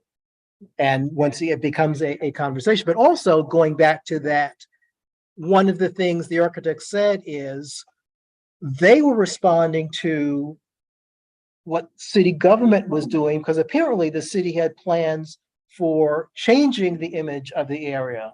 And that new design is consistent with what the city's thinking about. And therein lies the problem. That's what I said. It goes downtown. We are not at the table. Ideas that are shared we're not part of the conversation. And so when it comes to us for a presentation, it's a presentation where groundbreaking is 6 weeks from now, closing is 2 weeks from now. It's a fait accompli. If in fact, the borough president, the mayor's office, HPD are listening to, or at least bringing to the table some of these planning principles, that will be part of, the conversation. And as I said, I understand that development, it's a numbers game. Building anything in New York is expensive. And interest rates are going up, not down. So we can't say we want, and we can't afford it.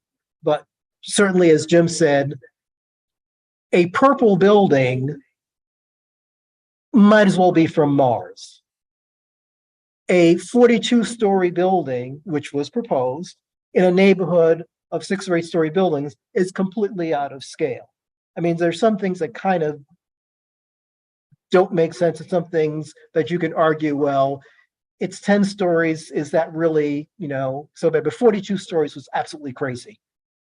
Was that for Sherman Plaza? No, No. that was, near Gorman Park. It's gonna be 10-story? I don't know, it's gonna be anything. Right. Well, 10 stories is certainly better than 42. Absolutely, but what we have to think of is today it's 10-story, and the next developer next door said, this is 10, I only want 12, and so forth, and go on and on and on. So that is leading to the 42-story that we're talking about in the first place. Perhaps, but I would also point out that, I live in a building that's from 1910, 1911. Can you imagine what that 8-story, really a 9 or 10-story building looked like when across the street was a Victorian mansion, which was still there until 1958? So, there are arguments, that can be made, but going from 10 stories to 42 stories is a big jump. And the other interesting thing is, like, a 10-story building using new construction, if you put it next to one of these 1940 buildings, and there's an example of that, I think, on 163rd Street, it appears to be like 2.5 stories taller, because in those days, like I think in my building, you have like 10-foot ceilings. In new construction, maybe it's going to be, 8'6". And so it's not as, pronounced. But once you get, 30, 40 stories, it's just completely out of scale. But having said that, it's 827. My thought was, we should pass a resolution adopting these as guiding planning principles for new development. I move to pass resolution, the principles you presented with the changes that we discussed today. Is there a second? Oh. No, I already seconded something. Okay. I see a hand. This is Michael. There, you should be able to speak. Can you hear me? Yes. Okay. I've heard about this AMI thing now for a few years about, the area from which they consider the incomes and how it's not really affordable for the people in the community. And something just occurred to me now. When they're looking at AMI for these units, it's to determine the rents. Isn't that correct? How much? To determine what? It's to determine the rent that's going to be charged, right? These are rental units. It's not necessarily rental units. It's for, the AMI is used for a range of planning and housing, purposes. So even home ownership programs, which is what we were talking about, some of these programs, the AMI that is published by HUD on an annual basis is used to determine maximum income levels for affordable co-ops and condos. It's also the same, AMI that's used to determine, rents if it's affordable. So it's anything that's housing that you need to establish a maximum or an income range. That's where the AMI is pulled from. So in these recent developments in our area where, they're doing negotiation about what percentage of the units are going to be, this percentage AMI, that percentage AMI, aren't most of those rentals? If the building is a rental, yes. So in our area, the big projects that have come up recently and been discussed at our community board, I believe they've been mostly rentals, right? When they're looking at AMI. And my idea was perhaps when they're looking at the AMI for the area, if it's for a rental unit, they should only look at the incomes of the renters. Because if you have an area like ours where you have big chunks of areas where people have $1 million, co-ops or whatever, and then close by you have people living in, rent stabilized apartments, much lower income. If you're going to determine what the rent is going to be for a subsidized rental unit, you should be looking at the incomes of the people who rent in this area and not everybody. Yeah, well, I mean, That more accurately that's, reflect what people can afford who are looking to rent an apartment. yeah, but that's consistent with the idea of looking at what's the local household income, because if you're looking at the local household income, if you ever notice those studies, they break it down by homeowners and renters, but the idea is if you're looking at just your neighborhood, that's different than looking at, for example, renters citywide. The idea is to be very geographic specific. Yeah, but my point is, in our area, even if you're being pretty specific, you could have a huge area like over by Cabrini and Pinehurst, where it's hundreds or thousands of, apartments that are worth $1 million each and high income people. And a few blocks away, it's the exact opposite. And if you lump them together to see, well, and then you say, well, that's the AMI for this area. This is what the people who are going to rent can afford. Well, the people who are renting, if you separate their incomes, it's going to be much lower than everybody combined, I think. It's a deeper level of analysis, which they can certainly do. Allow me just to interrupt. Are you under the impression, Wayne, we have to complete the priorities tonight, or can we work on them and then do them in October? That's what the rabbi just asked me. I think we can work on them because we know that in October we have to do the actual formal presentation, but it's something that we need to put on our radar. So going back to, actually, Jim, before you go. So we have a resolution that is moved in second. Those in favor, please raise your hand. Wayne, can I just ask, are you including my suggestion on the vacant lots? I already said that. Okay. Opposed or abstaining? There are no other board members. Members of the public, if you would like to vote in favor, please raise your hand digitally. Actually, Hector, you're a board member, right? So I won't count you as public, I'll count you as board member.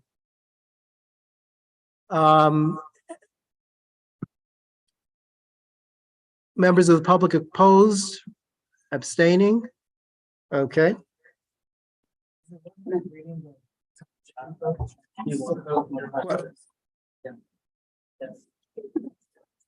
One yes. We're one yes, where? I'm sorry.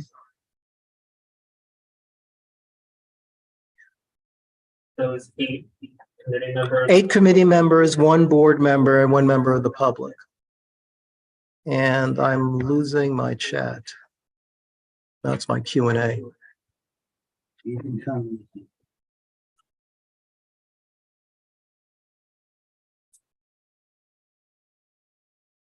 Okay, that wasn't good. I just lost everything. I can read the questions out loud too, if you would like to go through it. The Yeah. first one it says is from an Ian S, which asks, which development is currently proposing 42 stories? I know. Yeah. That's what it is. And then it says, which development is currently proposing 30 to 40 stories? This is all historical. This has happened years ago.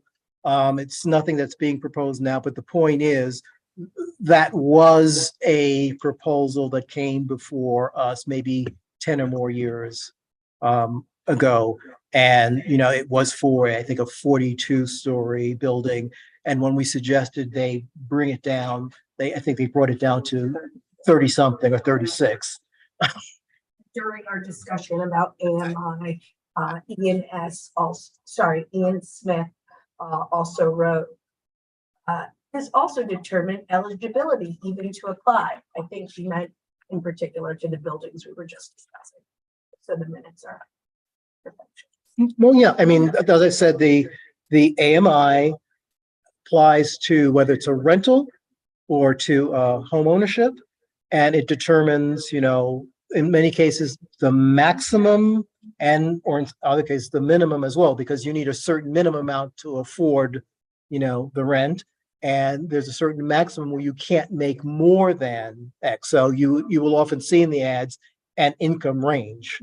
You know, you need to make at least, you know, like 30,000 to afford the cheapest unit, and you can't make more than, you know, X. And in some cases that is adjusted by household size, because a larger household, I think, is allowed a higher income. But all of this information is available online, and there are annual reports that come out, housing and vacancy studies that are very detailed. And as I said, it will not only give you the information for the whole city of New York, but if you live in Brooklyn Community District 2, there'll be a chapter on Brooklyn Community District 2. And Jose Trucios The Department of City Planning. put all those links right in the chat so everyone can access them. That's wonderful. Thank you, Jose.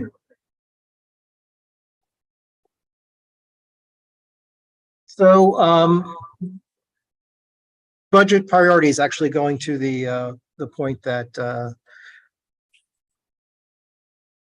Jim made, although, is there anything that our friends from city planning would like to share with us before we move on to talking about budget priorities for the next fiscal year?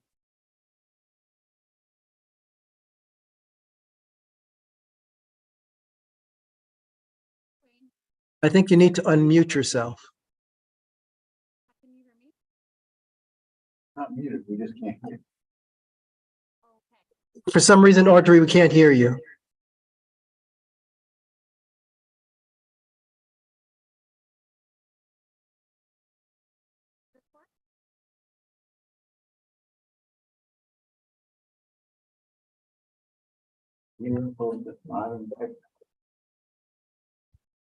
Yeah, you should be able to, I mean, you're not muted, but for some reason, we're not hearing anything. No end of things. that can prevent No, she says she's having trouble with her mic. Okay, one of the no end of- right. So getting back to the budget priorities. I shared with everyone, you know, the most recent, this is the FY24. But, you know, in the past, land use has not generated a ton of, we supported one capital and one expense, and the borough president's plan actually finally reflects some of what we were talking about. We suggested that the city identify city and privately owned vacant lots in the district, and to package them for development, and to allocate capital funds to help facilitate their development as affordable housing. And you'll notice that in the housing plan the borough president released at the end of January, you know, they mentioned some of that. They also mention our advocacy for rezoning some of the R8 district, where we're it's sitting on the other side of you know, Broadway. So I don't know if, and we can check this, if that was an actual capital expense that was accepted by someone, and then moving forward with it. And if that is, that would simply be, we vote to have continuing support for that. If it was not adopted by city planning or HPD, whomever, I would think that's something that we want to, once again, set forward and perhaps folding into that, advancing the principles or the objectives of the borough president's housing plan, and fold into that. And I think on the expense side, we focused on allocating, or the city allocating more money so that city planning has augmented staff to work more closely with us and with other community boards on our, sort of district specific planning needs. Which is something I understood the city was working on. So there was a period of time when both city planning and the borough president's office was in a hiring mode. I don't know if the borough president's office is up to capacity with their planning staff, and the same with city planning, but we might want to look at that. It's not something that we need to finalize tonight, but I think we definitely should look at what we supported in the past, and are there other capital or expense priorities from land use perspective that you think it's important for us to push? Before you bring that up, Hector Bonilla asked, can you explain to those the difference between capital and expense with examples, please? Capital would be actual construction projects. I mean, the city has a capital budget, they have an expense budget. Capital budget are things that tend to have, I think, a useful life of 10 years or more. You're looking at, major buildings, you're looking at major renovations. Expense budget items, you might be looking at, hiring staff, you might be looking at supporting a particular, program or event, you might be buying equipment under a certain level, I think, 35,000 or so. So, I mean, it's,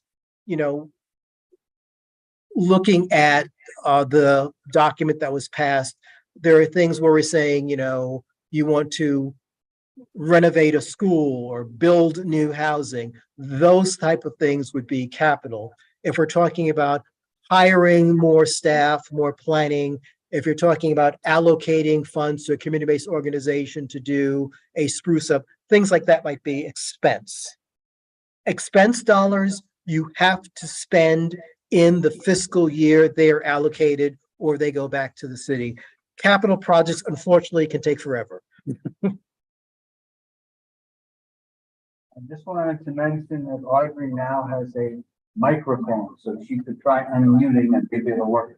Yeah, she had a microphone before, but Audrey, you can certainly try to unmute Audrey and see if it's working. Does that work? I can hear you, yes. Oh, fantastic. Hi, everyone. Hi. Hi.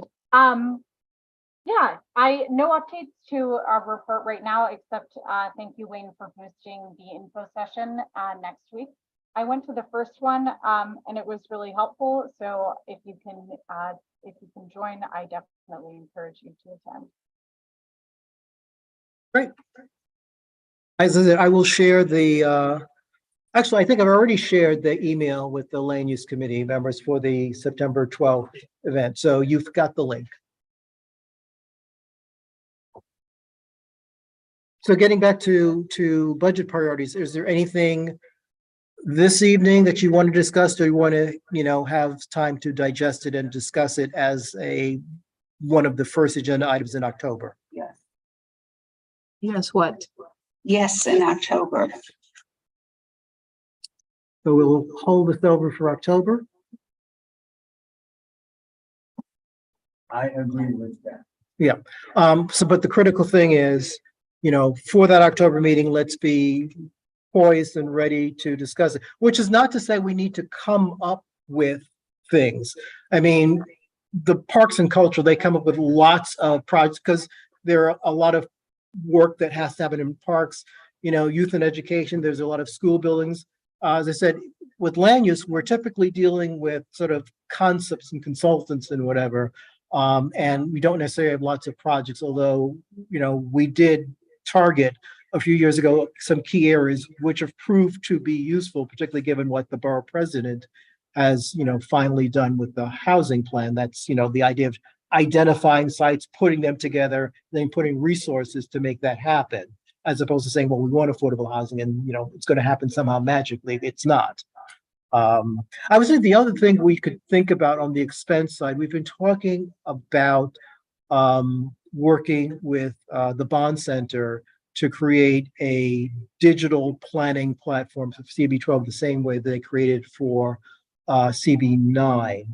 I think there is a license that goes with that. It's like $3,000, whatever. But, we might say, allocate funds so that, community boards could develop, district-specific digital planning platforms. And so it's not just us, but, we certainly want to make sure we get our piece of that. I wonder, like the whole, district, the gathering of the district, if that could be part of an expense or something that we could. The gathering of the district? Like, identify the districts in our areas, like different buildings and stuff. I wonder if that could be something we could talk about as an expense. Historic. Yeah, the historic districts. You think? Well, I mean, you could, well, no, you could ask for funds to hire a consultant to do a survey to pull that together. Okay. Which means it's like, and that's kind of what happens in the summer when, we're all volunteers and we're trying to pull together things. But if you hire someone the same way that when we did the planning study, we got money from the borough president's office and from Harlem Community Development Corp and others to hire the City College Architecture Center to work with them and a consultant to work with us on that so that everything wasn't on our shoulders. So we could ask for funds to hire a consultant to work with us to help identify potential historic districts or, do mapping or whatever. So, yeah. So let's think about things like that. Because I wonder, just like, let's say like we can't reach those people that can't get those QR codes or something. I wonder if that could be even more beneficial to someone that just like says like, oh, like I lived in this building and I didn't even know that. Oh, yeah. So here's the thing. Schools like, City College, I mean, while they have like the Bond Center, they also need funding to do these initiatives.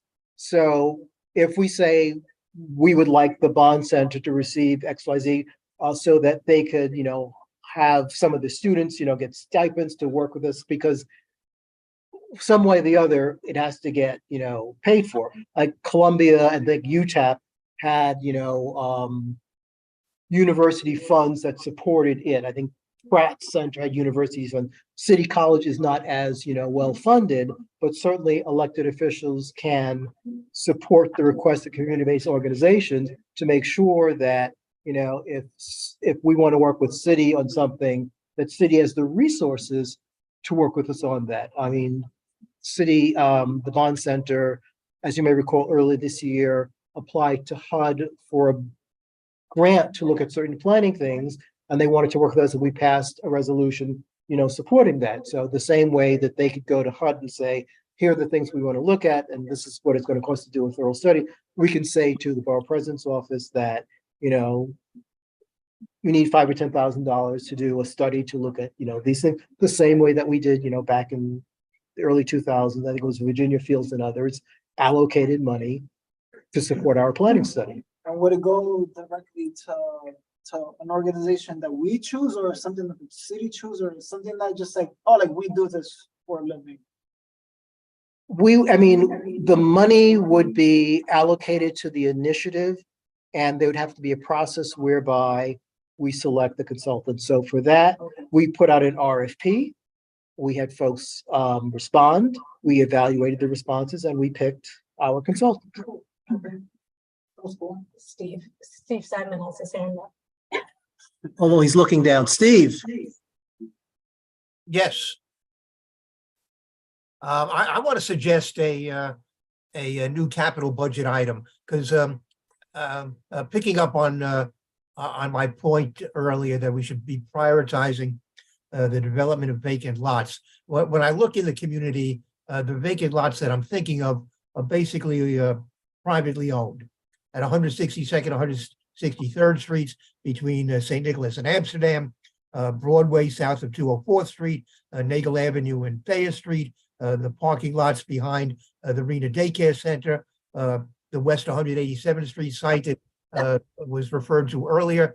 These are all ripe for development, but they're privately owned. And we obviously cannot count on the current owners to do anything with these properties that will be beneficial to the community. So I would propose a separate capital budget item that calls upon the city to acquire the sites either through purchase or through eminent domain is a way of purchasing them, but let's get these properties under the control of the city so the city can develop them for affordable housing. Before you can get to the step, before you can get to the current capital project request that we have, which is to support a planning and development initiative that put together a package of privately owned vacant sites. You have to acquire the sites. You have to. The city has to have control of them. So before you can even get to what we're proposing, I would suggest that we got to ask the city to take an aggressive step. Let's get these sites in the city's hands so they actually can be developed. Because we can certainly add that. Can I just jump and say that I support this times a million, and maybe add just a small thing that would say is like to start finding them as public nuisance. That's probably not going to work. No, but in terms of, because the thing that he initially said was to begin to look at it to determine whether or not you can eminent domain. There's, as you know, 50 million steps before you can eminent domain anything. And part of that goes to determining whether or not these buildings are already in violation of existing codes and specific. No. If you look at what was, and I see you, if we look at what was proposed for Times Square redevelopment, you had perfectly maintained occupied office buildings, but the state had a plan where they wanted to do something else, and they can just say, we're going to buy your building. We will give you a fair price for that. And of course, it goes to court, but you don't have to be in violation of anything. They could simply say, we're going to buy your building. But I think what Tracy is thinking of is that triangular site between 162nd and 163rd Street, which for the past, I don't know, 10 or 20. We know the site, Steve. But the past 10 or 20 years has been used as basically a garbage dump. And yes, we should be, they should be fined. There should be a sanitation department summonses issued against. No, I just wanted to, sorry for the crosstalk. I wanted to be clear that I'm making a separate point other than specifically, yes, you're right. The government can eminent domain for any reason. However, it is more difficult to eminent domain, not collective site, smaller one site, unless you can show that there's been particular issues. That's just how eminent domain, you can, but for the government to actually win, they have to have a series of issues. So part of that's why I made that amendment to Steve's. I am totally opposed to this idea. It's putting the cart before the horse. We have sites, and I think we should identify all the sites as sites, which I think we are already in the process of doing a plan to do for potential development. But unless we have a plan for the site, why should, and again, eminent domain, it's called taking, but you don't take it at all. You pay market price for the site. So why should the city be buying this triangle until it has a plan for the triangle? And in the meantime, we have a Department of Health and a Department of Sanitation and stuff, and we force the owner of that site, to keep it clean and whatever. Another thing that the owner could do out of the goodness of their heart is allow the site to be temporarily developed as a community garden or something, which wouldn't involve any change of ownership at all, but it would take this vacant land and make it more useful. So I think, you know, like I said, we should identify these sites and then we can focus our next thinking on what we want to have there. And then if we find something we want, because again, they're not going to come for free, you know. Yep. So as I said, you know, we should think about and digest and be ready to, you know, speak in more detail at the October meeting. One might argue that the borough president has already, begun the process of putting together a plan. And one of my former colleagues worked on a specific development for that very site, and they thought they had a deal, and then it disappeared. So, the question to you, Wayne, is maybe whether or not this discussion specifically should actually come under budget priorities, or if it should be something under, I don't know, new business or something else, because isn't this specifically about fiscal issues? And well, I mean, what Steve is proposing as a budget priority is for the city to allocate funds to acquire privately. So I mean, that's the way you would phrase it, acquire privately. I understand. I got that point. What I'm saying is, like, there's two particular issues. One is like what we want the city to sort of spend money on. That's the budgetary issue.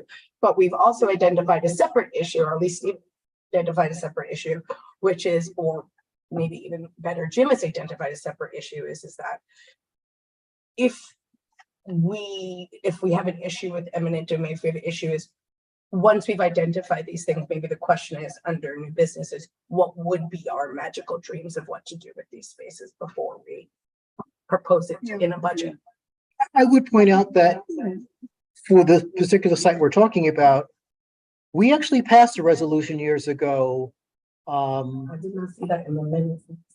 Well, that's because since it was years ago, we would have been around a while or two. But for that particular site, you know, we did an analysis of what could be done as of right under zoning, and we passed a resolution sent to the owner, Katsumasides, of what we were recommending. And we also pointed out that, you know, we would not be opposed to, you know, a slight rezoning that would increase the density to allow more. So it's not as if we are pulling anything out of there and haven't thought about it, you know, for years. And it's also interesting that, you know, the site really hasn't sat fallow with no one thinking about it. As I point out, one of my former colleagues, before he shifted to his current job, was working in private industry and looked at a development that was going to be for Columbia on that site, and the deal fell apart.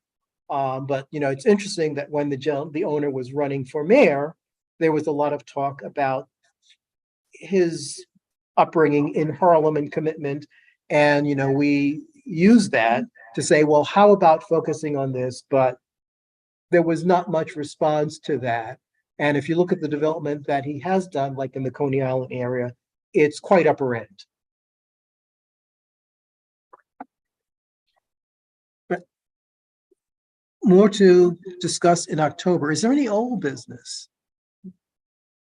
Did the BSA ever rule on the Cumming Street property? Steve, I think the last thing that we reported in June was the environmental was not complete, and they were not going to finalize their decision until it is complete. And I think that was as recent as the June meeting. I haven't heard anything since then. Again, I have not inquired, but I could certainly do so.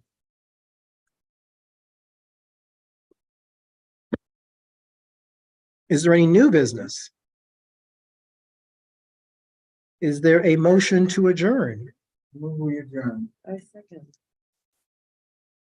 Is there any objection to adjourning? Hearing none, it's 8:59 p.m. Buonanotte a tutti. 30 seconds.